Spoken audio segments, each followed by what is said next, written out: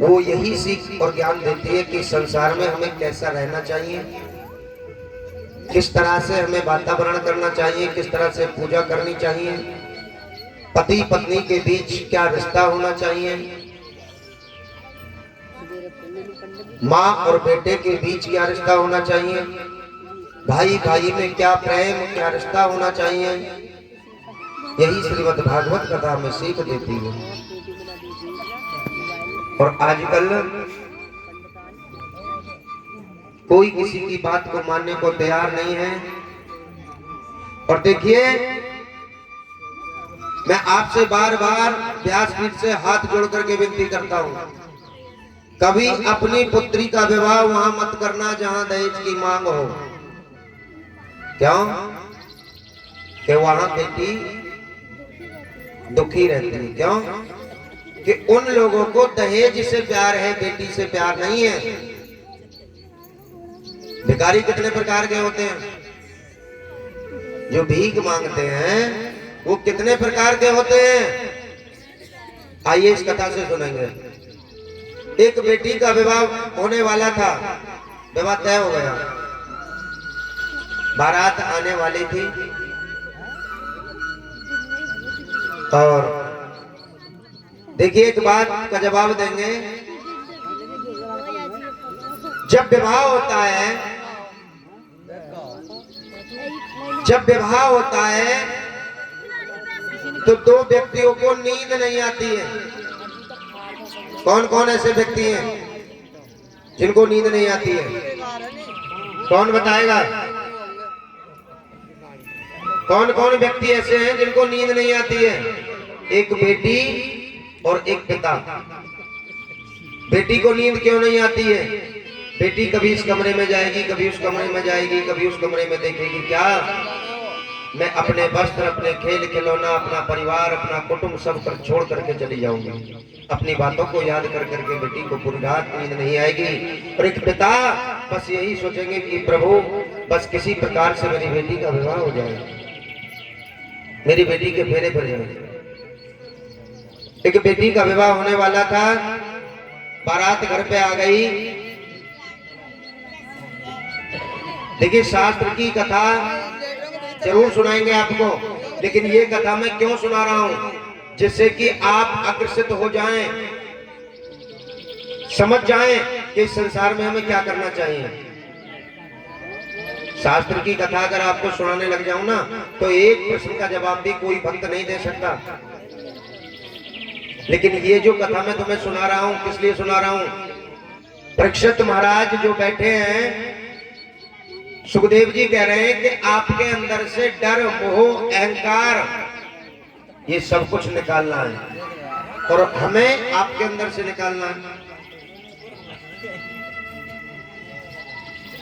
बेटी की बारात आ गई और फेरे फिरने वाले थे। लड़के ने डिमांड की कि महाराज फेरे जब लेंगे पहले 4 पहियों की गाड़ी चाहिए। अब गरीब पिता थे, डिमांड हो गई कि फेरे जब होंगे जब गाड़ी चाहिए। अब पिता ने रात ही रात में अपना मकान 10 लाख रुपए में गिरवी रख दिया, किसी को पता नहीं चलने दिया। किसके खातिर? अपनी बेटी के खातिर। 10 लाख रुपए में मकान गिरवी रख करके गाड़ी ले आए, लेकिन बेटी अपने पिता के बात को समझ गई थी कि मेरे पिताजी क्या कर रहे हैं मेरे खातिर। फेरे फिर गए, विवाह हो गया। एक दिन लेकिन सामान पे गाड़ी चलानी भी नहीं आती थी। एक दिन बोले, सुनती हो मैडम, चलो आज शॉपिंग करने चले हैं 4 पहियों की गाड़ी से। बोली चलो महाराज। अब बेटी बैठ गई आगे और आप गाड़ी चलाने लग गए तो एक्सीलेटर जो रेस होती है ना उससे ज्यादा है। अब गाड़ी तो और तेज भागे। गाड़ी कभी जीवन में चलाई नहीं, इधर उधर गाड़ी भागे। तो बेटी बोली महाराज पहले सीख तो लेते, तुमने एकदम गाड़ी मांग ली, धीरे धीरे चलाओ। आगे जब पहुंचे तो एक मंदिर था, मंदिर पर भंडारा चल रहा था। तो एक अपाइज जो चिड़िया से चलते हैं ना अपाइज, वो रोड क्रॉस कर रहा था, इधर से उधर आ रहे थे। अब रोड क्रॉस जैसे किया तो वो हॉर्न दे रहा था, लेकिन अपाइज कहां बेचारे एकदम भग जाएगा। अचानक वो गाड़ी से टकरा गया। तो साहिबान जो थे, बिटिया के पति गाड़ी से उतरे और एक झापड़ दिया उन्होंने कच के फकीर के। कहा कि तुम फकीरों को यही काम है, मेरी गाड़ी गंदी कर दी आपने, तुम्हें यही काम है मांगने खाने का, कैसे भिखारी हो। गाड़ी में से बेटी उतरी, पर्स खोला बेटी ने और 100 का नोट निकाला, उस भिखारी को दे दिया। अब तो और भी ज्यादा आग बबूला हो गई वो पति थे।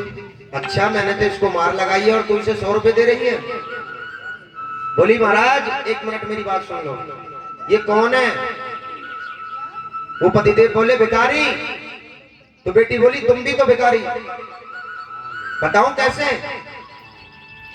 तुम भी भिखारी हो। ये भिखारी जरूरी है क्योंकि इसे जरूरत है पैसों की। ये पाइज चल नहीं सकता, कुछ काम नहीं कर सकता, इसको जरूरत है पैसों की।